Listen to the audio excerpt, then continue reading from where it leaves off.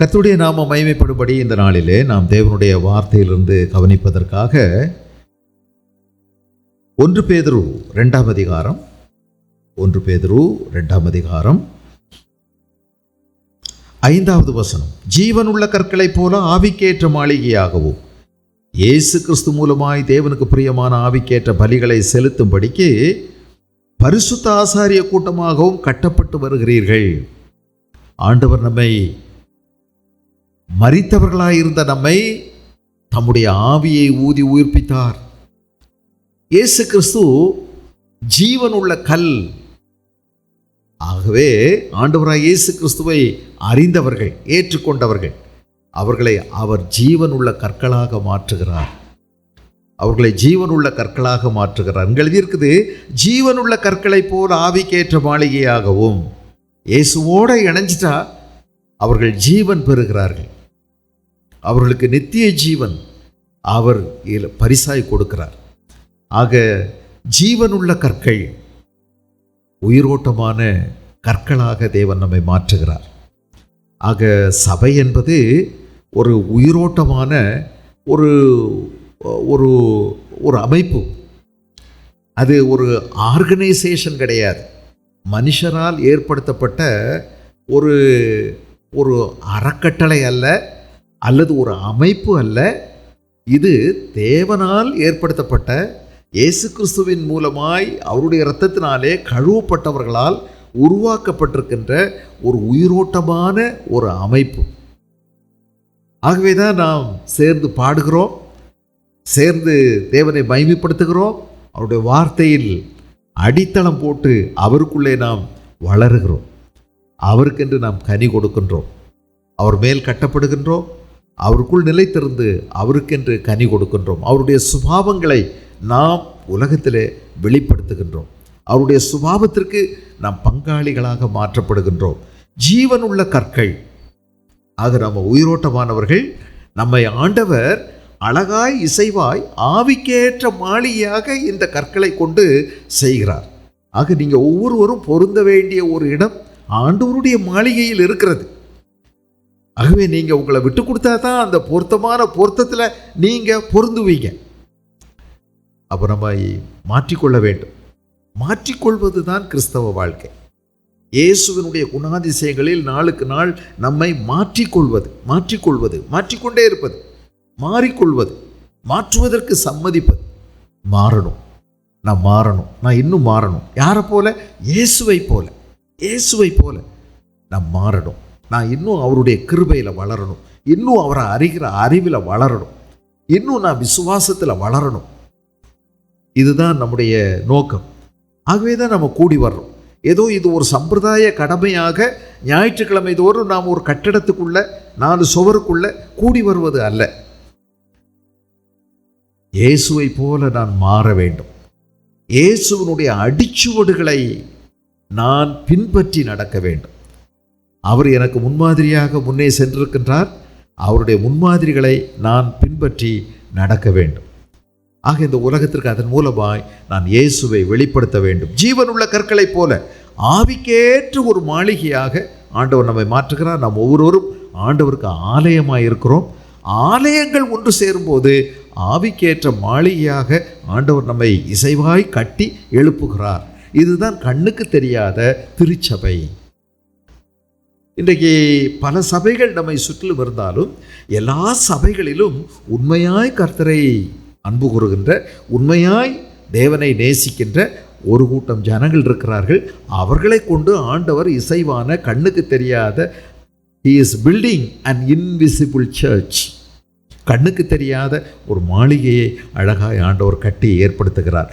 மாளிகையாக மட்டுமல்ல, பரிசுத்த ஆசாரிய கூட்டமாகவும் கட்டி எழுப்புகிறார். பரிசுத்த ஆசாரிய கூட்டமாகவும் கட்டி எழுப்புகிறார். ஆசாரிய கூட்டம் என்றால் என்ன? ஆண்டவரிடத்தில் நெருங்கி சென்று ஆண்டவருக்கு ஆராதனை செய்வதும் பலி செலுத்துவதும், அதோடு கூட மற்றவர்களுக்காக பரிந்து பேசுவது. அதுதான் ஆசாரியர்களுடைய முக்கியத்துவமான பணி. ஆக நம்மை ஆசாரிய கூட்டமாக, priesthood, a holy priesthood, அப்படி ஆண்டவர் நம்மை கட்டி எழுப்புகிறார். எதற்காக? ஆவிக்கேற்ற பலிகளை செலுத்தும்படி. ஆசாரியருடைய ஒரு பிரதான வேலை அன்றைக்கு என்னவாக இருந்தது? பலி செலுத்துவது. ஜனங்களுக்காக பலி செலுத்துவார்கள். அது மட்டுமல்ல, அவர்களும் அவர்களுக்காகவும் பலி செலுத்துவார்கள். அப்படித்தான் இருந்தது. முதலாவது அவர்கள் தங்களுக்காக பலி செலுத்துவார்கள். பின்பு மற்றவர்களுடைய பாவங்களுக்காக அவர்கள் பலி செலுத்துவது வழக்கமாக இருந்தது. இங்கே இருக்குது 27வது அதிகாரம், எபிரேயர் 7:27. அவர் பிரதான ஆசாரியர்களைப் போல முன்பு சொந்த பாவங்களுக்காகவும் பின்பு ஜனங்களுடைய பாவங்களுக்காகவும் நாடோறும் பலியிட வேண்டுவதில்லை. இயேசு கிறிஸ்து ஏனெனில் தம்மை தாமே பலியிட்டதினாலே இதை ஒரே தரம் செய்து முடித்தார். அவர் மகா பரிசுத்தர். அவர் தம்மை தாமே ஒரே தரமாய் பலியாக்கினார். அப்போது பிரதான முந்தி இருந்த ஆசாரியர்கள் தங்களுடைய பாவங்களுக்காக முதலாவது பலி செலுத்துவார்கள். பின்பு ஜனங்களுடைய பாவங்களுக்காக அவர்கள் பலி செலுத்தி ஆண்டவரிடத்தில் ஜனங்களுக்காக பரிந்து பேசுவார்கள். இப்போ நம்மை ஆண்டவர் ஆசாரிய கூட்டமாக, பரிசுத்த ஆசாரிய கூட்டமாக ஆண்டவர் கட்டி எழுப்புகிறார். எதற்காக? ஒரு பரிசுத்தமான தேவனுக்கேற்ற பலிகளை செலுத்தும்படி. அந்த பலியில், தேவனுக்கேற்ற பலி செலுத்துறதுல மிகவும் முக்கியமான முதல் பலி, பிரதானமான பலி, நம்முடைய சரீரங்களை தேவனுக்கு பரிசுத்தமும் தேவனுக்கு பிரியவுமான ஜீவ பலியாக ஒப்பு கொடுப்பது. நம்மையே நாம் தேவனிடத்தில் ஒவ்வொரு நாளும் பலி செலுத்தி கொண்டே இருப்பது. நம்மை நாம் தேவனுக்கு பலியாக ஏற்பித்து கொடுப்பது. அப்போ என் சரீரத்தில் பலவிதமான அவயவங்கள் இருக்கிறது. கண்ணு, காது, மூக்கு, வாய், காய், கால் எல்லாம் இருக்கு. ஆண்டவருக்குரியது. என்னுடைய சரீரம் தேவனுக்குரியது. இயேசு கிறிஸ்து என்னுடைய சரீரத்தை கிரயம் செலுத்தி மீட்டு கொண்டார். என்னுடைய சரீரம் எனக்கு சொந்தமானதல்ல, தேவனுக்குரியவைகளாகிய உங்கள் சரீரத்தினாலும் உங்கள் ஆவியினாலும் தேவனை மகிமைப்படுத்துங்கள். அப்படியானா வாயில் வந்தபடியெல்லாம் கெட்ட வார்த்தையை ஊதி தள்ளிடக்கூடாது. வாய் கர்த்தருக்குரியது. என் மனசில் ஒருவேளை எண்ணி வந்துடலாம், ஆனாலும் தொண்டைக்கு மேலே வரவிடக்கூடாது. தடை செய்யணும். பரிசுத்த ஆவியானவருடைய பலத்தோடு அதை தடை செய்ய வேண்டும். கோபம் நிறைய வரும், எரிச்சல் நிறைய வரும், தேங்க விட்டுறக்கூடாது. அது நங்கூரம் போட்டு நம்முடைய இருதயத்தில், இந்த துறைமுகத்தில் பார்த்தீங்கன்னா நிறைய கப்பல்கள் நங்கூரம் போட்டு அப்படியே நிப்பாட்டியிருப்பாங்க. இது மாதிரி you should not allow anger, malice, everything to harbour in your heart. உன் இருதயத்தில் அது தேங்கி நிற்க நீ இடம் கொடுத்துடக்கூடாது. சிலுவையில் அறைய வேண்டும். உன்னுடைய சரீரத்தை கர்த்தருக்கு ஒப்பு கொடுக்க வேண்டும். உன்னுடைய உணர்வுகளை கர்த்தருக்கு ஒப்பு கொடுக்க வேண்டும். உன்னுடைய திட்டங்களை, உன்னுடைய சிந்தைகளை, உன்னுடைய எண்ணங்களை, உன்னுடைய நோக்கங்களை எல்லாவற்றையும் தேவனுக்கு ஒப்பு கொடுக்க வேண்டும். உன் வழிகளை கர்த்தருக்கு ஒப்புவித்து அவர் மேல் நம்பிக்கையாயிரு. அவரே காரியத்தை வாய்க்க பண்ணுவார். உன் வழிகளை கர்த்தருக்கு ஒப்புவி. வழிகள்னா என்ன? உனக்குரிய பல திட்டங்கள் இருக்கு இல்லையா? படிக்கிறவங்களுக்கு படிப்பை குறித்து பல திட்டம் இருக்கும். வேலை பார்க்குறவங்களுக்கு வேலைகளை குறித்து பல திட்டங்கள் இருக்கும். குடும்பஸ்தர்களுக்கு பலவிதமான திட்டங்கள் இருக்கும். பிள்ளைகளை பற்றி பல திட்டங்கள் இருக்கும். வீடு கட்டுறதை பற்றி திட்டம் இருக்கும். வாங்கிறது, விற்கிறது, சேர்க்கிறது, சேமித்து வைக்கிறது, செலவு பண்ணுறது, பல்வேறு திட்டங்கள் நமக்கு இருக்கிறது. உங்கள் திட்டங்களை எல்லாம், அதான் உன் வழிகளை எல்லாம் கர்த்தருக்கு ஒப்புவி.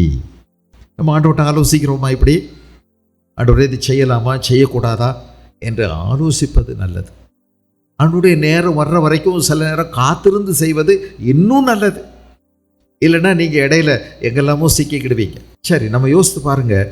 தேவனுக்கு நம்முடைய வழிகளை ஒப்பு கொடுக்கும்போது என்ன அழகாக ஆண்டவர் சீர்படுத்தி கொண்டு போகிறார். நம்முடைய வாழ்க்கையில் உன் வழிகளை கர்த்தருக்கு ஒப்புவி. உன் சரீரத்தை நீ தேவனுக்கு கொடுக்கும்போது திட்டங்கள், உன் எண்ணங்கள், உன்னுடைய தீர்மானங்கள், உன்னுடைய மனதின் உறுதிப்பாடுகள், உனக்குன்னு இருக்கக்கூடிய டிசிஷன்ஸ், உனக்குன்னு பலவிதமான நோக்கங்கள் எல்லாம் இருக்கும் இல்லையா? ஆல்டரில் வை, பலிபீடத்தில் வை. ஆண்டவர்கிட்ட சொல்லு, ஆண்டவரே இப்படியெல்லாம் நாங்கள் யோசிக்கிறோம், இது உங்களுக்கு சித்தமான காரியமா? உங்களுக்கு சித்தமானால் எங்களுக்கு அனுமதி கொடுங்க, இதை எங்கள் கூட நீங்கள் நடத்தி கொடுங்க. ஆண்டவர்கிட்ட கேளுங்க. உன் சரீரத்தை நீங்கள் தேவனுக்கு பிரியமும் அவர் ஏற்றுக்கொள்ளுகிறபடியான ஒரு விதத்தில் அவருக்கு அர்ப்பணிங்க. இதுதான் நீங்கள் செய்யத்தக்க புத்தியுள்ள ஆராதனை. அப்போது ஞாயிற்றுக்கிழமை ஆராதனை ஒன்றும் இடர்பாடு இல்லை. அங்கேருந்து வரும்போதே நம்ம துதிகளோடு ஸ்தோத்திரங்களோடு கூட தான் வரப்போகிறோம். இது நமக்கு இடை மறிப்பு கிடையாது, தொடருகின்ற ஆராதனை தான். இது முடிந்த பிறகும் ஆராதனை முடிஞ்சிருச்சுன்னு நினைக்காதீங்க. ஆராதனை உங்கள் வாழ்க்கையில் 24 மணி நேரமும் தொடர வேண்டியதாக இருக்குது. தொடர்ந்து உங்களுடைய சரீரங்களை, உங்கள் காது, உங்கள் கண், உங்கள் கை, உங்கள் கால், உங்கள் மனது தேவனுக்கென்று நீங்கள் அர்ப்பணித்து கொண்டே இருக்க வேண்டும், அர்ப்பணித்து கொண்டே இருக்க வேண்டும். இல்லையா? இதான் நான் உடன்படிக்கை செஞ்சுருக்கேன், ஆண்டவர்கிட்ட சொல்லியிருக்கேன், ஆண்டவர்கிட்ட நான் கொடுத்துருக்கேன், விட்டு கொடுத்துருக்கேன், திருப்பி நான் எடுக்க மாட்டேன், எடுத்து நான் பயன்படுத்த மாட்டேன். ஐயோ நான் இப்படி செஞ்சிட்டேன்னா ஆண்டவர்கிட்ட திரும்பவும் சொல்லணுமே, சரி பண்ணணுமே, ஒழுங்குபடுத்தணுமே. என் சரீரம் எனக்குள்ளதில்லை, தேவனுக்குரியது. அவர் கிரயத்துக்கு அவர் வாங்கியிருக்கார், வாங்கி என்கிட்டே கொடுத்துட்டார். என்ன நல்ல ஆண்டவர், என்கிட்டே கொடுத்துட்டு இப்போ நீயே எனக்கு கொடுன்னு சொல்கிறார். இதுதான் ஆண்டவருடைய ஒரு ஜென்டில்னஸ், அவருடைய ஒரு மேன்மையான ஒரு குணாதிசயம். ரொம்ப நல்லவர். என்கிட்டே கொடுத்துட்டார் என் சரீரத்தை, இப்போ நானாக விரும்பி அவருக்கு பலி செலுத்தி கொண்டே இருக்க வேண்டும். இதுதான் இஸ்மேலை சிலுவையில் அடிக்கணும். இதுதான் நம்ம ஆண்டவருக்கு பலி செலுத்த வேண்டியது. நம்முடைய மாம்சத்தை, நம்முடைய மனசை, நம்முடைய உலகத்தின் பலவிதமான ஆசை இச்சைகள் எல்லாவற்றையும் சிலுவையில் அறையணும். ரெண்டாவது, இன்னொரு பலி நம்ம செலுத்தணுமே. என்ன பலி ஆண்டவருக்கு நம்ம செலுத்துறது அப்படின்னு பார்த்தீங்கன்னா, 13வது அதிகாரம் எபிரேயர் எழுதின நிருபம், எபிரேயர் 13வது அதிகாரத்தில், எபிரேயர் 13 15வது வசனம், ஆகையால் அவருடைய நாமத்தை துதிக்கும் உதடுகளின் கனியாகிய ஸ்தோத்திர பலியை அவர் மூலமாய் எப்பொழுதும் தேவனுக்கு செலுத்த கடவோம். இது இன்னொரு பலி. நம்முடைய சரீரத்தை நம்ம பலி செலுத்துகிறோம், பலியாக நீங்கள் செலுத்துங்க. இதுக்கு தான் ஆண்டவர் நம்மை பரிசுத்த ஆசாரிய கூட்டமாய் கட்டி எழுப்பி இருக்கிறார். அப்படியானா நீங்களே உங்களை பலி செலுத்தணும். நீங்கள் இப்போ பலி செலுத்தலாம், இன்னும் யாரும் இடையில தேவையில்லை. நீங்கள் ஆண்டவருக்கு உங்களுடைய சரீரத்தை பரிசுத்தமான ஜீவ பலியா, செத்த பலியா இல்லை, ஜீவ பலியா நீங்கள் அர்ப்பணித்து கொடுப்பீங்க. ஆண்டவர் வச்சுட்டு உங்கள் கை காலை ஆண்டவர் பயன்படுத்த நீங்கள் விட்டு கொடுப்பீங்க. ரெண்டாவது நம்ம செலுத்தக்கூடிய பலி, ஆகையால் அவருடைய நாமத்தை துதிக்கும் உதடுகளின் கனியாகிய ஸ்தோத்திர பலியை அவர் மூலமாக எப்பொழுதும் தேவனுக்கு செலுத்த கடவும். ஸ்தோத்திர பலி எப்பொழுதும் செலுத்தி கொண்டே இருக்கணுமா, ஸ்தோத்திர பலி. அப்போது பழைய ஏற்பாட்டின் காலங்களில் மோசேயினுடைய பிரமாணத்தின்படி காலையில் சாயங்காலம் தூபங்கள் காமிச்சு ஆண்டவருக்கு சின்ன பலிகளை செலுத்தினாங்க. ஆசாரியர்களுடைய கடமை அது அப்படி இருந்தது. பிறகு நீங்கள் கவனிச்சிங்கன்னா தானியேல் 3 வேளை ஜெபம் பண்ணினார் அப்படின்னு போட்டிருக்குது. அப்புறம் 119வது சங்கீதத்தில் ஒரு நாளில் 7 தரம் உம்மை துதிக்கிறேன் அப்படின்னு சொல்கிறாரு. அந்த 119வது சங்கீதம் யார் எழுதுனான்னு தெரியலை. ஒருவேளை எஸ்ராவாக இருக்கலாம், தெரியலை. அவர் வேதத்தை ரொம்ப நேசித்த ஒரு மனுஷன். அதனால் வேதம் வேதம் வேதம், வசனம் வசனம்னே எழுதியிருக்காரு. ஒரு வசனம் விடாமல் கர்த்தருடைய வேதம், கர்த்தருடைய சாட்சி, கர்த்தருடைய கற்பனை, கர்த்தருடைய கட்டளை, இப்படியே சொல்லிட்டு வர்றாரு. அவர் ரொம்ப பிரியமாக இருந்தார் தேவனுடைய வார்த்தையின் மேலே. நல்ல கற்று தேர்ந்த வேத பாரகனாக இருந்தார். இருக்கலாம் 119வது சங்கீதம் அவர் எழுதியிருக்கலாம். அதில் ஒரு நாளைக்கு 7 தரம் உம்மை துதிக்கிறேன் அப்படின்னு போட்டிருக்குது. தாவீது சொல்கிறார், அந்தி சந்தி மத்தியான வேளைகளில் நான் உம்மை நோக்கி கையெடுக்கிறேன் அப்படின்னு சொல்கிறார். இன்னொரு சங்கீதத்தில் ஒரு வசனத்தை நீங்கள் கவனிச்சிங்கன்னா 141, சங்கீதம் 141 2, சங்கீதம் 141 2, என் விண்ணப்பம் உமக்கு முன்பாக தூபமாகவும் என் கையெடுப்போ அந்திப்பலியாகவும் இருக்க கடவது. என் விண்ணப்பம் உமக்கு முன்பாக தூபமும் என் கையெடுப்போ அந்திப்பலியாகவும் இருக்க கடவது. ஆண்டவருக்கு பலி செலுத்துறாரா? எப்பவும் ஆண்டவருக்கு ஸ்தோத்திரம் செய்கிறாரா? பலி செலுத்துகிறார். இருக்கு உதடுகளின் கனியாகிய ஸ்தோத்திர பலியை அவர் மூலமாய் தேவனுக்கு எப்பொழுதும் செலுத்த வேண்டிய ஒரு பலி. உங்கள் சரீரத்தையும் நம்முடைய சரீரத்தையும் தேவனுக்கு பிரியமான ஜீவ பலியாக ஒப்பு கொடுக்க வேண்டும். இதுதான் புத்தி உள்ள ஆராதனை. இது எப்போதும் நடந்து கொண்டிருக்க வேண்டும். இன்னும் ஒன்று, எப்போதும் நடக்க வேண்டிய ஒன்று, எப்போதும் ஸ்தோத்திர பலியிடுவது, எப்போதும் தேவனை துதித்து கொண்டே இருப்பது. இதுவும் ஒரு பலி. அப்படியானா உங்கள்கிட்ட இருந்து எப்போதுமே உங்கள் பலிபீடத்தில் தீ அணையவே கூடாது. தீ அணையவே கூடாது. எப்பவும் தூபம் எழுப்பிக்கிட்டே இருக்கணும். பலிபீடத்தில் தீ அணையவே கூடாது. அணைஞ்சிருச்சு அப்படின்னா உங்கள் வாழ்க்கையில் முறுமுறுப்பு, கசப்பு, வெறுப்பு எல்லாம் நிறையா தேங்கிடும். இந்த சாம்பல் எல்லாவற்றையும் அணைச்சிடும். எரிகிற தீயை அணைச்சிடும். நீங்கள் அணையாமல் பாதுகாக்கணும். அனல் மூட்டி எழுப்பிக்கிட்டே இருக்கணும். உங்கள்கிட்ட இருந்து ஸ்தோத்திரங்களும் துதிகளும் ஆண்டவருக்கு ஏறெடுக்கப்பட வேண்டும். கர்த்தரை நான் எக்காலத்திலும் ஸ்தோத்திரிப்பேன், அவர் துதி எப்போதும் என் வாயில் இருக்கும். 34வது சங்கீதத்தில் எழுதியிருக்கு. எப்போதும் தேவனுக்கு செலுத்துங்கள், எல்லாவற்றிலேயும் தேவனை ஸ்தோத்திரியுங்கள். இல்லையா? நீங்கள் கவனிச்சிங்கன்னா 1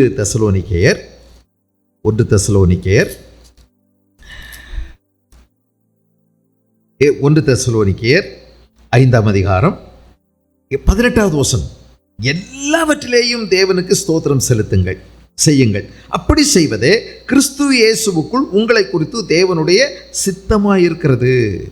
எல்லாவற்றிலேயும் ஸ்தோத்திரம் செய்யுங்கள். எல்லாவற்றிலேயும் ஸ்தோத்திரம் செய்யுங்கள். இது ஒரு பெரிய ரகசியம். நீங்கள் எப்போதும் சந்தோஷமாக இருக்கணும்னு நினச்சிங்கன்னா, கிறிஸ்துவுக்குள்ள சந்தோஷமாக இருப்பதற்கு ஒரு ரகசியம் என்னென்னா, எல்லாவற்றிலேயும் எப்போதும் தேவனுக்கு ஸ்தோத்திரம் செய்வது. எல்லாவற்றிலையும்.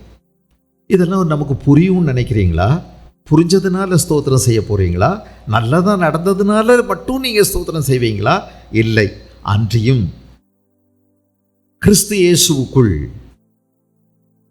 அன்பு கூறுகிறவர்களுக்கு, அவரால் அழைக்கப்பட்டு அவரிடத்தில் அன்பு கூறுகிறவர்களுக்கு சகலமும் நன்மைக்கு ஏதுவாய் நடக்கிறது என்று நாம் அறிந்திருக்கிறோம். ஆகவே தான் ஸ்தோத்திரம் செய்கிறோம். எனக்கு புரியலை, ஏன் இது நடந்துச்சு? சகலமும் நன்மைக்கு ஏதுவாய் நடக்கிறது. இப்போ எனக்கு தெரியாது. ஆனால் பின்னாடி ஒரு கால் நான் புரியலாம், புரியாமலே கூட இருக்கலாம். பரலோகம் நமக்கு அது விளங்க செய்யும். ஒரு நாள் இங்கே ஒருவேளை விளக்கம் கிடைக்காம போகலாம். ஆனாலும் நான் ஸ்தோத்திரம் செய்வேன். காரணம், என்ன நேசிக்கிற ஒருவர் எனக்கு தவறி கூட ஒரு தீமையை செய்யவே மாட்டார். தவறி கூட ஒரு தீமை எனக்கு நடக்க விட மாட்டார். அவர் மிகுந்த ஞானம் உள்ளவர். எல்லாவற்றையும் நன்மைக்கு ஏதுவாய் எனக்கு செய்து முடிப்பார். என் வீட்டில் இழப்பு நடக்குது, மரணம் நடக்குது, திடீர்னு விபத்து நடக்குது. எதுவுமே எனக்கு புரியாட்டி பரவாயில்லைங்க. ஆராய்ந்து பார்ப்பதில் தவறில்லை. சூழ்நிலைகளில் கற்றுக்கொள்வதற்கு பல விஷயங்கள் இருக்கலாம். நடக்கிற விஷயங்கள்லேருந்து நம்ம சும்மா கண்ணை மூடிட்டு போக முடியாது. ஆனாலும் நான் நன்றி செலுத்துவதே என்னுடைய கடமை. அது என்னை சந்தோஷத்தோடு வைத்துக்கொள்ள உதவும். கிறிஸ்துவுக்குள் எனக்கு புரியல ஆண்டவரே ஏன் நடந்துச்சுன்னு, ஆனாலும் நான் உங்களுக்கு நன்றி சொல்கிறேன். ஏன்னா நீங்கள் என் வாழ்க்கையில் இந்த தீமையும் கூட நன்மையாக மாற்றி விடுவீரே. எனக்கு நடக்கக்கூடிய இந்த தீமைகள், இழப்பு, நஷ்டம், கஷ்டம், இடர்பாடுகள், துக்கங்கள், நெருக்கடிகள், போராட்டங்கள், வேதனைகள், வியாதிகள், துன்பங்கள், துயரங்கள், இதையெல்லாம் எனக்கு நன்மையாக மாற்றி முடிக்கிற ஒரு ஆண்டவர் இருக்கிறார். என் சாபத்தை கூட ஆசீர்வாதமாக திருப்புகிறார். மற்றவர்கள் செய்த தீமையை அவர் நன்மையாக மாற்றி விடுகிறார். எனக்கு இருக்கிற ஆண்டவர் அற்புதமானவர். சர்வ பூமியின் ஆண்டவர், சர்வ வல்லமை உள்ளவர், சகலத்தையும் செய்ய வல்லவர், எல்லா சூழ்நிலைகளையும் ஆளுகை செய்கிறவர், வானத்திலும் பூமியிலும் சகல அதிகாரம் உள்ளவர். ஆகவே நான் நன்றி சொல்கிறேன். எனக்கு புரியலை, ஏன் இந்த திடீர் மரணம் எனக்கு புரியலை, ஆனாலும் நன்றி சொல்கிறேன். ஏன் இந்த கொடுமையான வியாதி எனக்கு புரியலை ஆண்டவரே, ஆனாலும் நான் உங்களை கேள்வி கேட்க மாட்டேன், நன்றி சொல்லுவேன். யோபுவை பார்த்தீங்களா? யோபு 1வது அதிகாரத்தில் நம்ம கவனிக்கிறோம். அவர் சொல்கிறாரு, நான் நிர்வாணியாய் தாய் வயிற்றிலிருந்து வந்தேன், நிர்வாணியாய் திரும்ப போகிறேன். நிர்வாணியாய் என் தாயின் கற்பத்திலிருந்து வந்தேன், நிர்வாணியாய் எவ்விடத்துக்கு திரும்புவேன்? கர்த்தர் கொடுத்தார், கர்த்தர் எடுத்தார், கர்த்தருடைய நாமத்துக்கு ஸ்தோத்திரம். ஹல்லேலூயா. ஏன்னா ஒரு மனுஷனுடைய நம்பிக்கை பாருங்க ஆண்டவர் மேலே. அவருடைய சொத்தெல்லாம் அழிக்கப்பட்டதுங்க. சொத்துக்கள் அம்பட்டும், அவருடைய வருமானம், அவருடைய ஆடு மாடுகள், அவருடைய எல்லாமே அழிஞ்சு போச்சு. ஒரு மனுஷன் பெரிய தனவந்தன், பெரிய செல்வந்தர், ஜமீன், அவருக்கு இருந்த எல்லா வயல், தானியம், வெள்ளாமை, ஆடு மாடு, எல்லா சொத்து சம்பத்து எல்லாம் அழிஞ்சு போச்சு ஒரே நாளில். அப்போ அவர் என்ன சொல்கிறாரு, இப்போ மிச்சம் இருக்கிறது என்ன தெரியுமா? அவருக்கு 10 பிள்ளைகள் இருக்காங்க, கைகால் சுகம் இருக்குது. இப்போ தான் அவர் சொல்கிறாரு, கொஞ்சம் கொஞ்சமாக இழந்துக்கிட்டு இருக்கும்போது அவர் ஆண்டவரை துதிக்கிறார். பார்த்தீங்களா? நம்ம பல நேரங்களில் எல்லாம் இருக்கும்போது தான் துதிப்போம். ஆனால் இந்த மனுஷன் நமக்கு ஒரு முன்னுதாரணமாக இருக்கிறார். எல்லாம் இழந்துகிட்டு இருக்கும்போது துதிச்சுக்கிட்டு இருக்கார். இழந்து கொண்டே இருக்கிறார், ஆனால் துதித்து கொண்டே இருக்கிறார். கர்த்தர் கொடுத்தார், கர்த்தர் எடுத்தார். கர்த்தர் எடுக்கலை, ஆனால் கர்த்தர் அனுமதித்திருக்கிறார். ஆண்டவர் எடுக்கலை. ஆண்டவர் எடுத்தார்னு சொல்லாதீங்க, பேய் தான் எடுத்தான். எல்லாம் பிசாசு திட்டமிட்டு அவர்கிட்ட உத்தரவு கேட்டுட்டு வந்து சரமாரியா செய்கிறான். ஆனால் இவருக்கு அது புரியலை. ஆனாலும் ஸ்தோத்திரம் செய்கிறார். கர்த்தர் தான் அனுமதிச்சிருப்பார், கர்த்தர் தான் எடுத்திருப்பாருன்னு நினச்சிக்கிட்டாரு. கர்த்தர் எடுக்கலை, கர்த்தர் அனுமதித்தார். சாத்தானுக்கு அனுமதி கொடுக்கிறார். ஏன்னா பெரிய சவால் விட்டுருக்கான். சரி, அப்படின்னா நீ பாரு, அவன் உத்தமமாக எனக்கு உண்மையாக இருப்பான் அப்படின்னு இவர் மேலே அவருக்கு ஒரு பெரிய நம்பிக்கை ஆண்டவருக்கு. இழந்து கொண்டிருக்கும் போதும் ஆண்டவரை துதிக்கிறார். இருக்கும்போதும் துதிச்சாருங்க. எல்லாம் சாப்பிட்டுட்டு கூடி ஆண்டவரை ஆராதிக்கத்தான் செய்தாங்க. எல்லா பிள்ளைகளையும் வச்சு அடிக்கடி அவர் பலி செலுத்திட்டு தான் இருந்தார். இருக்கும் போதும் இழக்கும் போதும். அது பிறகு இன்னொரு நேரம் வந்தது. 10 பிள்ளைகளும் இறந்து போயிட்டாங்க ஒரே நாள். 10 பிள்ளைகளுக்கும் அழுது அடக்கம் பண்ணி இருக்கிறார். சாமானியமான விஷயங்களா? எங்க நல்ல சாவு இல்லைங்க, நல்ல சாவே இல்லை. நெஞ்சில் தலையிலெல்லாம் பெரிய பெரிய கட்டடத்தினுடைய இடிபாடுகள் வந்து விழுந்து செதஞ்சு சின்ன பின்னமாயி, பிள்ளைகளையெல்லாம் சும்மா திரட்டி எது என் பிள்ளையினுடைய எந்த கை, யாருடைய கை, எந்த கை சேர்க்க முடியாமல் எல்லாத்தையும் சேர்த்து ஒன்றா பாயில கட்டி கொண்டு போய் 10 பிள்ளைகளுக்கும் அடக்கம் செய்தார். அதுக்கு பிறகு என்ன நடந்துச்சு தெரியுமா? அதுக்கு பிறகும் ஆண்டவரை அவர் துதிக்கிறார். நீங்கள் கவனிச்சிங்கன்னா 2வது அதிகாரத்தில் 10வது வசனம், அவன் மனைவி அவனை பார்த்து, நீர் இன்னும் உம்முடைய உத்தமத்தில். அது பிறகு அவனுக்கு பெரிய நோயெல்லாம் வந்துருச்சு. அது பிறகு அவள் சொல்கிற, மனைவி சொல்கிறா அவளை பார்த்து, நீர் இன்னும் உம்முடைய உத்தமத்தில் உறுதியாய் நிற்கிறீரோ, தேவனை தூஷித்து ஜீவனை விடும். 10வது வசனத்தில் அப்போ சொல்கிறாரு, அதற்கு அவன், நீ பைத்தியக்காரி, பேசுகிறது போல பேசுகிறாய். தேவன் கையிலே நன்மையை பெற்ற நாம் தீமையை பெற வேண்டாமோ என்றான். இவைகள் எல்லாவற்றிலும் யோபு தன் உதடுகளினால் பாவம் செய்யவில்லை. நீங்கள் நினைக்கிற மாதிரி தேவனை துதிக்கிறது, இந்த அக்கினி அவியாமல் பாதுகாக்கிறது பலிபீடத்தில் ஈஸியான வேலைன்னு நினச்சிங்களா? அதுதான் இல்லை. ஐயையோ, கொஞ்சம் நமக்கு முழங்கால் வலிக்குன்னா எத்தனை நம்ம முறுமுறுத்துறோம். என்னன்னே தெரியல, முழங்கால் வலிச்சுக்கிட்டே இருக்குது. ஆமாம், ஓயாமல் நான் தான் ஜெபம் பண்ணி பார்த்தேன், ஒன்றும் ஆகலை. அவரும் ஜெபம் பண்ணி பார்த்தாரு, அவங்கேயும் போனேன் இங்கேயும் போனேன், எல்லாரும் ஜெபம் பண்ணிட்டாங்க, ஒன்றும் நல்லாவே இல்லை. முகத்தை பார்த்தா அவ்வளோதான், இஞ்சி தின்ன குரங்கு மாதிரி முகத்தை வச்சுக்கிறது. எப்போவா பார்க்குறவங்க மேலாம் எரிச்சல், கஷ்டம். என்ன ஆண்டவர் இப்படி செஞ்சிட்டார், என்ன ஆண்டவர் செஞ்சிட்டார். இந்த மனுஷனுக்கு உச்சந்தலை முதல் உள்ளங்கால் வரைக்கும் கொப்பளங்கள், எலும்புகளை பொத்துக்கிட்டு வந்துருச்சு.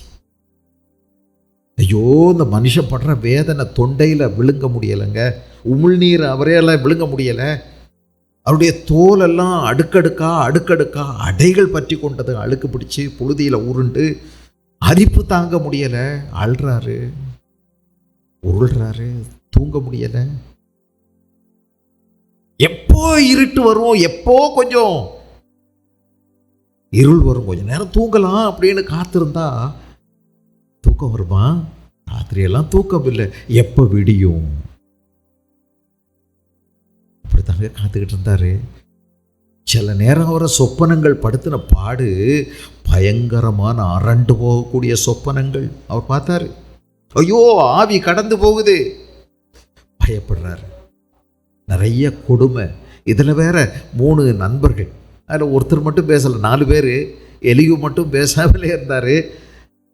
அந்த 3 பேரும் படுத்தினாங்களே, குத்துன்னு குத்தி விட்டாங்க. இந்த வேதனைகள் எல்லாவற்றிலையும் தன் நாவினால் தேவனுக்கு விரோதமாய் பாவம் செய்யவே இல்லை.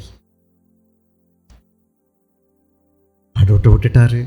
என்ன நடக்குன்னு புரியல, ஏன் நடக்குதுன்னு புரியல. ஆண்டவர் விளக்கமே கொடுக்கல, பேசவே இல்லை. எவ்வளோ கொடுமையா இருந்திருக்கும் பாருங்க. என்ற போதும் யோபு ஆண்டவர் மீது நம்பிக்கையா இருந்தான். எனக்கு அவர் தீமை செய்ய மாட்டார். யோசித்து பாருங்க. எப்பொழுதும் தேவனுக்கு இயேசுவின் மூலமாய் பலி செலுத்துங்க. என்ன பலி? ஸ்தோத்திர பலி. ஸ்தோத்திர பலி. சாப்பிட்டாலும் இருந்தாலும் இல்லாட்டியும், உடுக்க இருந்தாலும் இல்லாட்டியும், என்ன நடந்தாலும், எந்த வேளையிலும், எந்த சூழ்நிலையிலும் நன்றியால் உம்மை நான் துதிப்பேன். இயேசுவே, உம்மை நான் துதிப்பேன், எந்த வேளையிலும் துதிப்பேன். எனக்கெல்லாம் நீங்க தான். நீங்க எனக்கு என்ன அனுமதிச்சாலும் நான் உங்களை துதிப்பேன், ஸ்தோத்திரிப்பேன். எவ்வளோ பெரிய முக்கியம் இல்லை? நம்ம விரும்பினபடி கர்த்தர் நடத்தினா, நம்ம விரும்பினபடி எல்லாம் நடந்தா ரொம்ப சந்தோஷமா, முகமெல்லாம் சும்மா அப்படியே பளபளன்னு பெருசாக வச்சு எல்லார்கிட்டையும் சிரிப்போம். நமக்கு ஏதாகலும் ஒரு கொஞ்சம் வித்தியாசமாக நடந்துருச்சுன்னா சோகமே வலிஞ்சு தெரிவோம். கர்த்தருக்குள்ள சந்தோஷமா இருப்பீங்களா? அப்படி இருக்க முடியுமா? வேதனை வராதுன்னு நான் சொல்லலை, உள்ளுக்குள்ள அழாமல் இருப்போன்னு சொல்லலை. அழலாம், நம்பிக்கையோடு அழலாம். எனக்கு எல்லாவற்றையும் நன்மையாய் செய்து முடிக்கிற ஒரு தேவன் இருக்கிறார் என்ற நம்பிக்கையோடு அழலாம். அவர் எனக்கு ஒரு தீங்கும் ஒரு நாளும் அனுமதிக்க மாட்டார் என்ற நம்பிக்கையோடு அழலாம். எனக்கு புரியலை நிறைய விஷயங்கள். ஏன் நடக்குது? ஏன் இந்த வியாதி வந்துச்சு? ஏன் இந்த கஷ்டம்? ஏன் ஏன் ஏன் ஏன் ஏன் பெரிய கொடுமையான கேள்வி. சில நேரங்கள்ல, சில நேரம் அது குழந்தைத்தனமானது, ஆண்டவர் புரிஞ்சுக்கிறாரு. சில நேரம் அடாவடித்தனமானது, சில நேரம் அந்த கேள்வி அதிமேதாவித்தனமானது. ஏன் ஏன் ஏன் ஆண்டவரே, ஏன் ஆண்டவரே? இவர் ரொம்ப 4 விஷயம் தெரிஞ்ச மாதிரி, ஒன்றுமே தெரியாமல் அவர்கிட்ட போய் நம்ம யாருங்க அப்படி கேட்கறதுக்கு? குறைவுள்ள மனுஷன் முறையிடுவானே. கொஞ்ச நாள் இருக்கக்கூடிய நமக்கு என்னங்க புரியும் அவருடைய செயல் பற்றி? அவர் எனக்கு எல்லாவற்றுக்கும் விளக்கம் கொடுக்கலன்னு நான் முறையிட முடியுமா? அவர் என்ன நான் வச்ச ஆளா? எனக்கு அவர் பதில் சொல்லணுமா? அவரு தேவையில்லையே, வேண்டியதே இல்லையே. அவர் எனக்கு எல்லாத்துக்கும் விளக்கம் கொடுக்க வேண்டிய அவசியம் இல்லை. ஆனால் நீ அவரை மேலே அன்பு வச்சிருந்தன்னா, அவரை விசுவாசித்தா போதும். அவர் எனக்கு தீமையே செய்ய மாட்டார். என்ன அவர் கண்மணியாக வச்சிருக்காரு, என்ன அவர் உள்ளங்கையில் வச்சிருக்கிறாரு. நான் அவருடைய சம்பத்து, என் மேல அவர் உயிரே வச்சிருக்கிறாரு. எனக்காக உயிரே கொடுத்தாரு. இனி எதை எனக்காக கொடுக்காம வச்சுக்கிட போறாரு? அப்படிப்பட்ட ஒரு ஆண்டவரை நான் ஏன் கோபிச்சுக்கணும்? அவருக்கு விரோதமாக ஏன் முறுமுறுக்கணும்? ஐயோ, இஸ்ரவேல் ஜனங்கள் வாங்கி தின்னுபிட்டு சும்மா குறை சொல்லவும், சும்மா முறையிடவும், முறுமுறுக்கவும் இல்லை. இதே தான் அவங்களுடைய வேலையாக இருந்துச்சு. ஆண்டவருக்கும் வேறு வழியே இல்லை. எண்ணி எண்ணி கடைசியில் இத்தனை தடவை என்னை முறுமுறுக்குறீங்களே, 10 தடவை இதோட என்னை முறுமுறுத்துட்டீங்க அப்படின்னு சொல்லி ஒரு பெரிய தண்டனையை கொடுத்துட்டார். எவ்வளோ பெரிய அவிசுவாசம்! முறுமுறுப்புக்கு பின்னாடி இருக்கிறது அவிசுவாசம். ஏன் அவங்க கானானுக்குள்ள பிரவேசிக்க முடியலை? அவருடைய அவிசுவாசத்தினால. அவிசுவாசம் கொடுமையான பாவம். குடியை விட, புகையில போடுறதை விட, சிகரெட்டு பீடி குடிக்கிறத விட, தண்ணி அடித்து தாந்தோடித்தனமாக தெரிகிறத விட அவிசுவாசம் கொடுமையானது. அவிசுவாசம் தேவனை மட்டுப்படுத்தும். அவிசுவாசம் தேவனுடைய வல்லமையை தடை செய்யும்.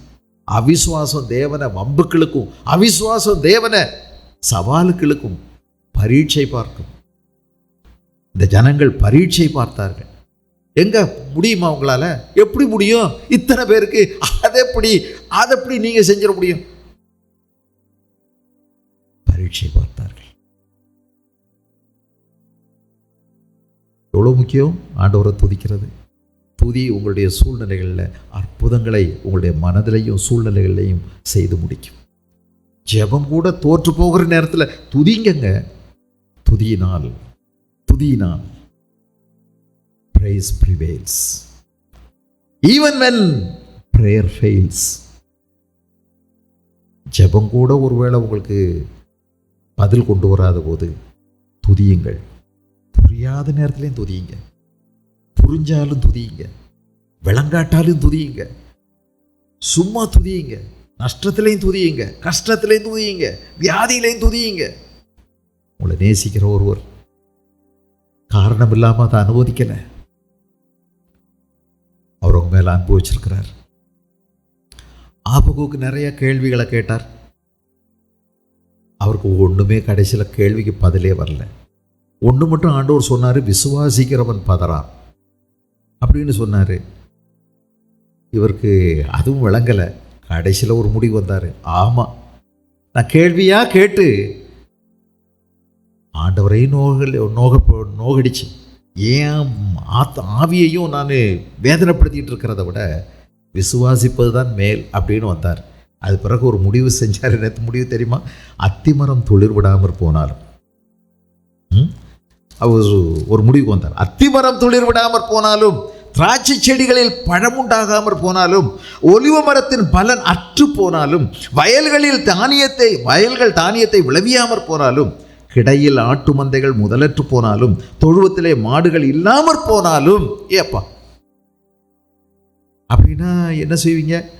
கவர்மெண்ட் என் இடத்தை எடுத்துக்கிட்டா கூட, என் வீடை இன்னொருத்தையும் அபகரிச்சிட்டா கூட, என் வீடு இடி விழுந்து மின்னல் வந்து ஒருவேளை நொறுங்கி போயிட்டா கூட, என் பிள்ளைகள் அழிஞ்சு போனா கூட, என் மனைவி என் கணவன் திடீர்னு விபத்துக்கள் ஏற்பட்டாலும் கூட, அதுதானங்க அர்த்தம் இல்லை? எத்தனை விபத்து வந்தாலும் சரி, அதான் சொல்றார். இயற்கையான விபத்து, பேரிடர்கள், எதிர்பாராத சடனான விபத்துக்கள் எல்லாம், அத்திமரத்துளிர் விடாமற் போனாலும், திராட்சை செடிகளில் பழம் உண்டாகாமற் போனாலும், ஒலிவ மரத்தின் பலன் அற்று போனாலும், வயல்களின் தானியம் விளைவியாமற் போனாலும், கிடையில் என்ன நடக்கட்டும், என்ன விபத்து, என்ன விபரீதம், என்ன இயற்கை சீற்றங்கள், என்ன அழிவுகள் இல்லை. சில தேவனுடைய மனிதர்கள் பிளேன் கிராஷில் செத்து போயிட்டாங்க. ஏன் டைட்டானிக் கப்பல்னு கேள்விப்பட்டிருப்பீங்க. உடையாதுன்னு ஒரு கப்பலை செஞ்சாங்க. அந்த கப்பல்லையும் கர்த்தருக்கு பிரியமானவங்க இருந்தாங்க. அது ஒரு உல்லாச கப்பல். உலகிலேயே சிறந்த பணக்காரங்கள்லாம் உல்லாசத்துக்காக அதில் ஏறி உட்கார்ந்துருந்தாங்க. அதில் தேவனுக்கு பிரியமானவங்களும் இருந்தாங்க. கப்பல் மூழ்கி போனது. ஏதோ 1-2 பேர் தான் தப்பிச்சாங்கன்னு சொல்கிறாங்க. அதில் கப்பல் உடைஞ்சி சேதமாயி அதில் ஒரு துண்டை பிடிச்சிக்கிட்டு அலமோதிக்கிட்டு இருக்கும்போது இன்னொருத்தர் நெருங்கி வந்தார். அங்கே ஒருத்தர் சொல்கிறாரு, கப்பலை ஒரு கட்டையை பிடிச்சிக்கிட்டு இருந்தவர், சகோதரா, இயேசுவை நீ ஏற்றுக்கொள், ஒருவேளை இதில் நீ மூழ்கி செத்து போனாலும் இயேசு இடத்துல போகலாம் சொல்லிட்டு அவர் செத்து போயிட்டாருங்க.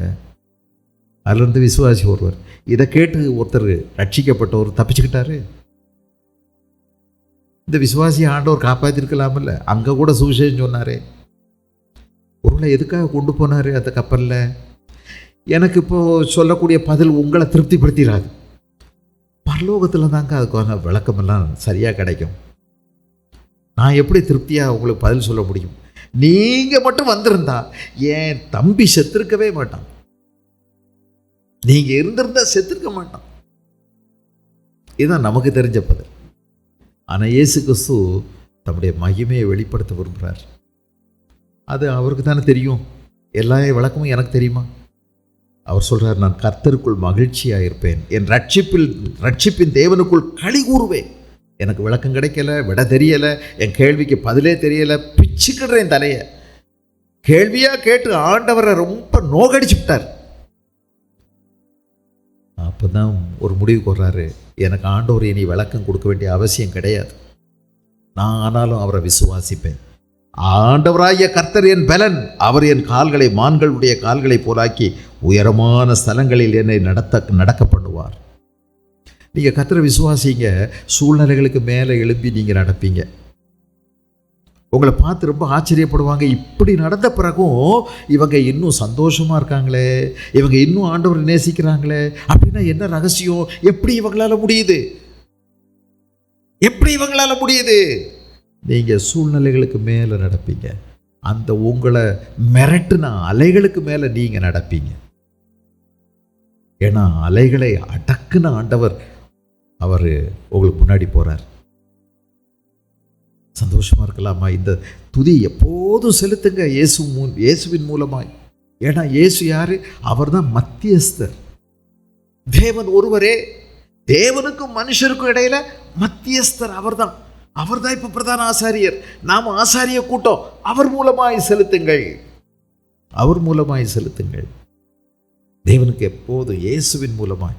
இயேசு சாவை வென்றவர், இயேசு மரணத்தின் கூரை உடைத்தவர், இயேசு சாபத்தை முறித்தவர், இயேசு தீமையை நன்மையாய் மாற்றினவர், இயேசு எனக்கு திறந்த நித்தியமான ஜீவ வாசலை திறந்தவர், வானத்திலும் பூமியிலும் சகல அதிகாரம் உள்ளவர். அவர் மூலமாக செலுத்துங்க. அவர் தான் நமக்கு ஒரே ஒரு மத்தியஸ்தர், மீடியேட்டர்.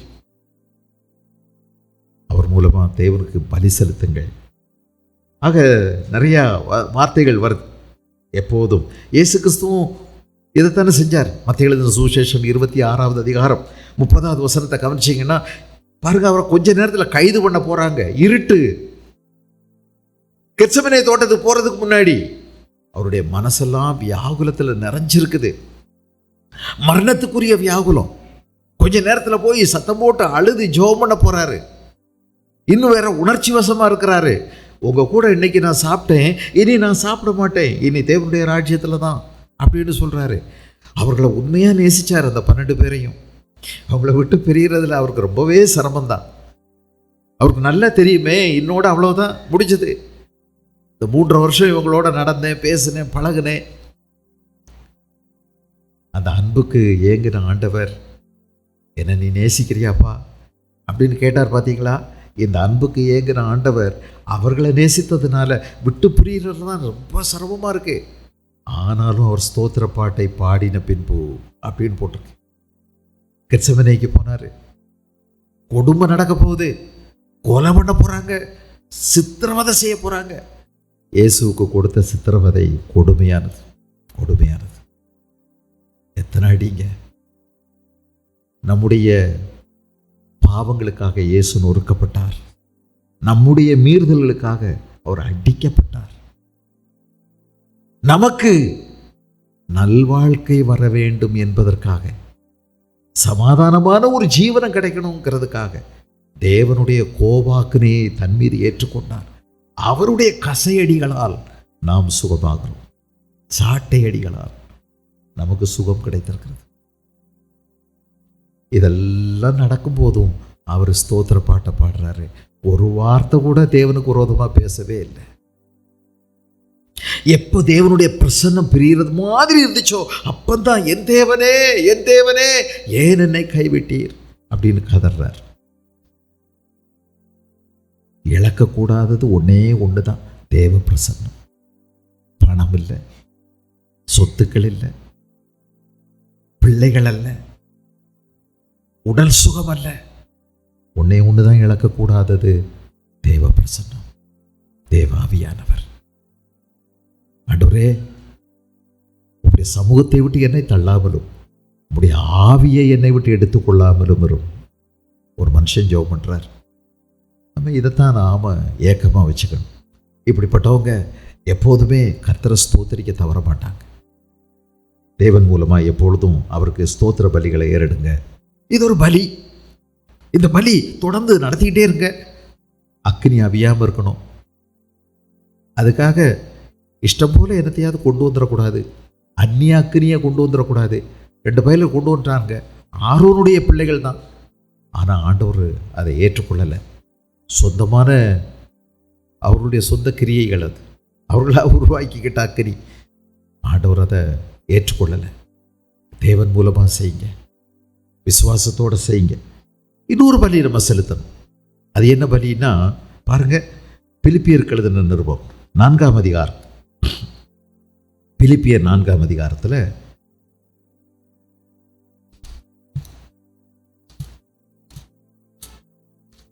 இந்த பிலிப்பிய சபை பவுலுக்கு நிறைய உதவிகள் செஞ்சுருக்காங்க. 18வது வசனம் 4:18, எல்லாம் எனக்கு கிடைத்தது, பரிபூர்ணமும் உண்டாயிருக்கிறது.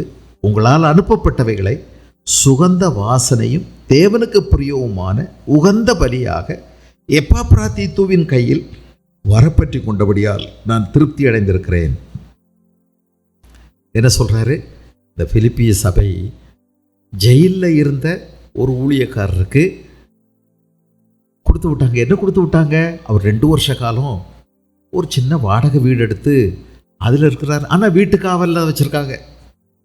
அவர் எங்கேயும் இஷ்டம் போல் மாலுக்கு போக முடியாது. புரியுதுங்களா? அவருங்க சொல்கிற நேரம் தான் போக முடியும். ஒரு நேரம் போயிட்டு வரலாம், ஒரு மணி நேரம். செல்ஃபோன் வச்சுக்கிட முடியாது, கட்டுப்பாடு நிறையா. ஒரு வீட்டிலே இருக்கார், வீட்டு காவலில் 2 ஆண்டுகள் வாடகை வீட்டில் வச்சுருக்காங்க. இந்த நாட்களில் தான் நிறைய கடிதங்கள் எழுதிக்கிட்டே இருந்தார். எங்கேயும் போக முடியாது, சாப்பாட்டுக்கு வேணுமே, வந்தவங்களுக்கு ஒரு டீ காஃபி ஏதாவது வச்சு கொடுக்கணுமே. இதை புரிஞ்சுக்கிட்ட இந்த பிலிப்பிய சபை என்ன செஞ்சாங்க தெரியுமா? ஒரு 10 பனியன், சில உள்ளாடைகள், சில கைலி, 2 போர்வை, அவருக்கு தேவையான கொஞ்சம் பிஸ்கட்ஸ், கொஞ்சம் சாப்பாடு, கொஞ்சம் கேக்கு, இதெல்லாம் பேக் பண்ணி ஒரு தடவை இல்லைங்க, சில முறை கொடுத்து அனுப்புனாங்க. இது ஒரு பெரிய பலி. எழுதியிருக்கு, எல்லாமே எனக்கு கிடைத்தது, பரிபூர்ணம் உண்டாயிருக்கிறது. உங்களால் அனுப்பப்பட்டவைகளை சுகந்த வாசனையும் தேவனுக்கு பிரியமான உகந்த பலியாக எப்பாப்ராதீத்துவின் கையில் வரப்பற்றி கொண்டபடியினால் நான் திருப்தி அடைந்திருக்கிறேன். இப்படிப்பட்டவர்களுக்கு என்ன இருக்குது? என்ன சொல்லி ஜெபம் பண்ணார் தெரியுமா? கிறிஸ்து இயேசு உங்களுடைய குறைவுகளை எல்லாம் கிறிஸ்து இயேசுக்குள்ளே நிறைவாக்குவார். 19வது வசனம், என் தேவன் தம்முடைய ஐஸ்வர்யத்தின்படி உங்கள் குறைவுகளை எல்லாம் கிறிஸ்து இயேசுக்குள் மகிமையிலே நிறைவாக்குவார். யாருக்கு? யாருக்கு?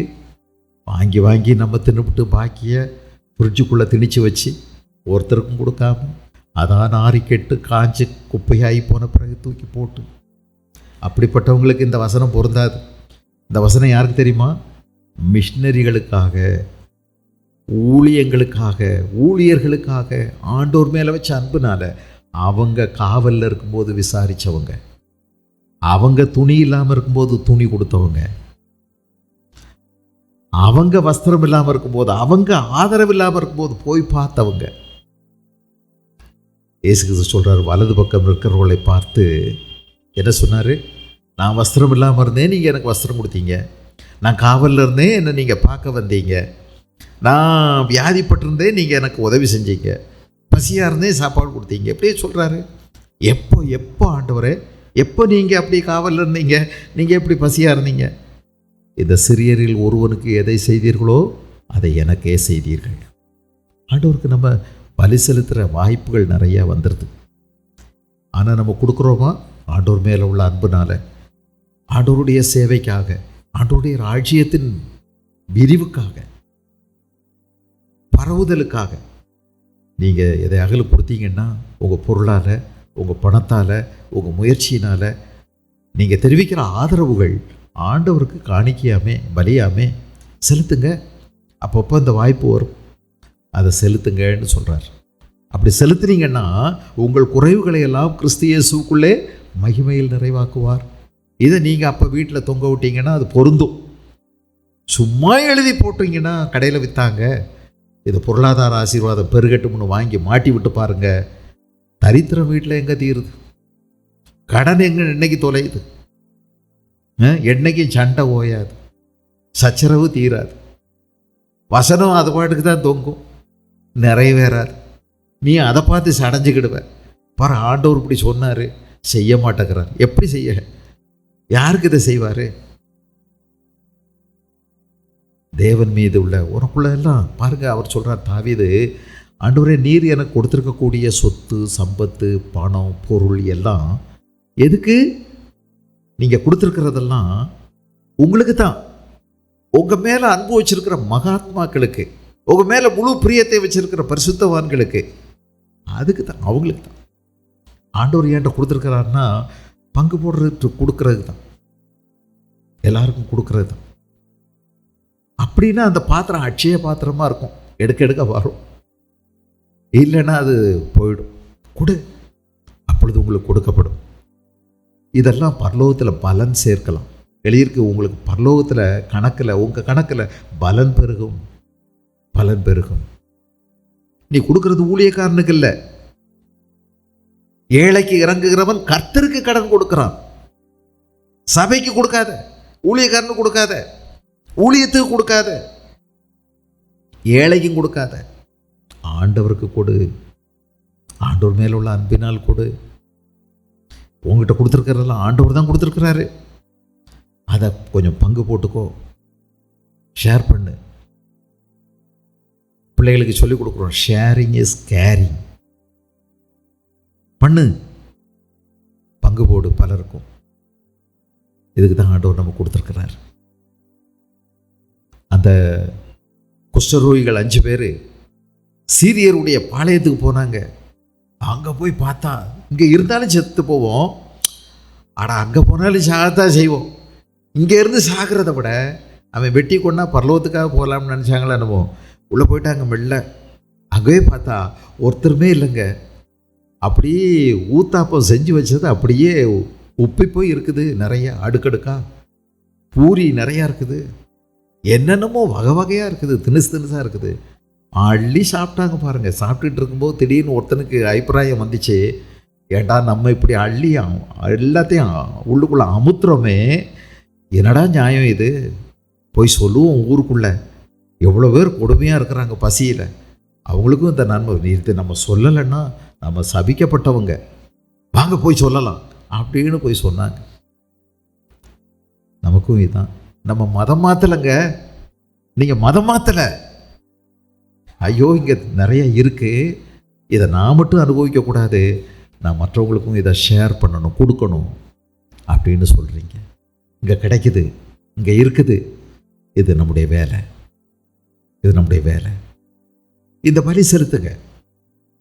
எப்போல்லாம் ஆண்டவருக்குன்னு நம்ம கொடுக்கக்கூடிய ஒரு வாய்ப்பு வருதோ, நீங்கள் திறந்த கண்களோட திறந்த காதுகளோடு இருங்க. உங்களுக்கு கொடுக்க நிறைய வாய்ப்பு வரும். அப்போ உங்கள்கிட்ட இருக்கிறதுல தானங்களை, இதுக்கு வெளிநாட்டு ஒன்றும் இல்லை, 40,000க்கு பக்கமான வெளிநாட்டு உதவி பெறக்கூடிய நிறுவனங்களை தடுத்து நிறுத்திட்டாங்க. 2014, 2016, 2018, 2020, 2022, 2026 திரும்ப புதுப்பிக்கவே விடலைங்க, புதுப்பிக்க விடலை. ஆயிரக்கணக்கான பிள்ளைகள் இதனால் நன்மை பெற்றுக்கிட்டு இருந்தாங்க. எத்தனையோ பேர் தொழில் படித்தாங்க, எத்தனையோ பேர் உயர்கல்வி படிச்சுக்கிட்டு இருந்தாங்க. எல்லா கட்டடங்களும் இன்னைக்கு காலியாக கிடக்கு. 40,000க்கு பக்கமான என்கிட்ட புள்ளி விவரமே இருக்குது. ஒவ்வொரு வருஷமும் எவ்வளோ நிப்பாட்டினாங்கன்னு சொல்லி 40,000க்கு பக்கமான இஸ்லாமிய கிறிஸ்தவ தொண்டு நிறுவனங்களுடைய வெளிநாட்டிலிருந்து வாங்கக்கூடிய பணத்துக்கான லைசன்ஸை ரத்து பண்ணிட்டாங்க. ரத்து பண்ணதோடு மட்டும் இல்லை, இருந்த பணத்தை எல்லாம் கொள்ளையடிச்சிட்டாங்க, களவாடிட்டாங்க, ஃப்ரீஸ் பண்ணி எடுத்துக்கிட்டாங்க. இனி எடுக்கவே முடியாது. வேர்ல்டு விஷனுடைய பணம், கோடிக்கணக்கான பணம் பேங்க்லேருந்து எடுக்க முடியாமல் போச்சு. வேர்ல்டு விஷனே பொதுவாக உலகம் முழுவதும் இருந்து நெருக்கடி கொடுத்துமே, அந்த பணம் யாருக்கு? திருடிட்டாங்க. இருக்கட்டும், இதெல்லாம் தேவனுடைய வேலையை தடுத்து விடுமா? இன்னைக்கும் மிஷனரி ஊழியம் நடக்குது. இன்னைக்கும் அவருடைய தேவைகளை கர்த்தர் சந்திக்கிறார். ஏது வந்தாலும் போனா இல்லைன்னு, காற்று அடித்தான்னு அடிக்காட்டி என்ன, தண்ணீரை ஆண்டவர் கொடுக்கிறார். தேவனுடைய ஊழியம் நடக்கிறது. இதுதாங்க ஆச்சரியம். தேவன் சர்வபூமியின் ஆண்டவர். நீ காற்றும் காண மாட்ட, மழையும் வராது, நின்று போயிடும். ஆனாலும் தேவன் தண்ணீரை கொடுப்பார். தேவனுடைய ஊழியம் தடைபடாது. கர்த்தர் தம்முடைய சபையை கட்டுகிறார். கொடுக்குறவங்களுக்கு கர்த்தரிடத்த பலன் பெருகும். இன்னொரு காரியம் இருக்குது, இன்னொரு பலி. என்ன எழுதியிருக்கு தெரியுமா? நீங்கள் நம்ம வாஸ்தவிலே திரும்பி வந்தோம்னா வேகமாக இந்த எபிரேயர்களின் நிறுவம் 13:16 அன்றியும் நன்மை செய்யவும் தான தர்மம் பண்ணவும் மறவாதிருங்கள், இப்படிப்பட்ட பலிகள் மேல் தேவன் பிரியமாக இருக்கிறார். 13:16 எபிரேயர். நன்மை செய்யவும் தான தர்மம் பண்ணவும் மறவாதிருங்கள். நான் ஒரு விஷயம் சொன்னேன், வலது பக்கம் நிற்கிறவர்களை பார்த்து ஆண்டவர் இப்படி சொல்லுவார் அப்படின்னு சொல்லி, சரி இந்த நன்மை செய்கிறது யாருக்குங்க செய்யணும்? யாருக்கு செய்யணும்? பரிசுத்தவான்களுக்கு, உங்களுடைய மேல் முழு பிரியத்தை வைத்திருக்கிற மகாத்மாக்களுக்கு, முக்கியமாக விசுவாச வீட்டாருக்கு அப்படின்னெல்லாம் நம்ம சொன்னோம். அவருக்கு நிறைய செஞ்சிட்டாங்க. ஆனால் அதோடு மட்டும் இல்லை, நம்ம பார்க்கக்கூடிய நமக்கு பிறன் யார் அப்படின்னு நீங்கள் கேட்டிங்கன்னா, அது எவனோ ஒருவன், யாரோ முன்பின் தெரியாதவன் கூட நமக்கு பிறனாக இருக்கலாம். Who is your neighbor? யாராக இருந்தாலும் ஒருத்தன் தேவையில் இருக்கிறவன். அவன் என் மதம் கிடையாது, என் நிறம் கிடையாது, என் மொழி கிடையாது, என்னுடைய ஜாதி கிடையாது, எனக்கு தெரிஞ்சவனே கிடையாது. நன்மை செய்யவும் தான தர்மம் பண்ணவும் மறவாதிருங்கள். நிறைய பேர் நம்மளை ஏமாற்றிட்டு போயிடுறாங்க, நம்ம மேலே ஏமாற்றிட்டு போயிடுறாங்கல்ல. நம்பி யாரையும் வீட்டுக்குள்ளே நம்ம ஏற்றுக்கிட முடியுமா? சில நேரம் என்னென்னமோ அள்ளிட்டு போயிடுவாங்க, நம்மளையும் கொலை பண்ணிட்டு போயிடுவாங்க. விவேகமாக நடக்கத்தான் வேதம் சொல்லுகிறது. ஆனால் அதே நேரத்தில் நன்மை செய்வதற்கு தடை இருக்கக்கூடாது. நன்மை செய்யுங்க, விவேகமாக செய்யுங்க, ஆனால் நன்மை செய்யுங்க, தான தர்மம் பண்ணுங்க.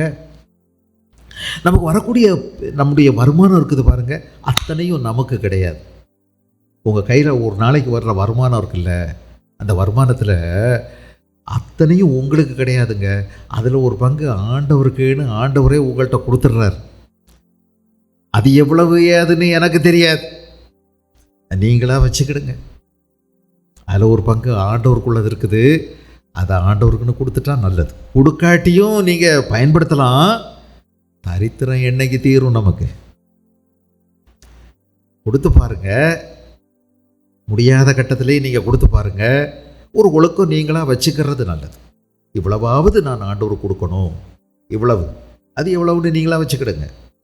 ஆனால் கொடுத்து பாருங்க, அப்போது உங்களுக்கு குறையாமல் இருக்கும். எண்ணி எண்ணி அடுக்கி கட்டி வைக்கிறதுக்கெல்லாம் இல்லாட்டியும் அதை ஒரு பிடி மாவு, அந்த கலசத்தில் கொஞ்சம் எண்ணெய், குறையவே குறையாது, எடுக்க இருக்கும். போதுமே. உண்ணவும் உடுக்கவும் இன்னைக்கு எனக்கு எல்லா தேவைக்கும் ஆண்டவர் கொடுத்துருக்கிறார். போதுமே. நாளைக்கு ஆண்டவர் கொடுப்பாரு.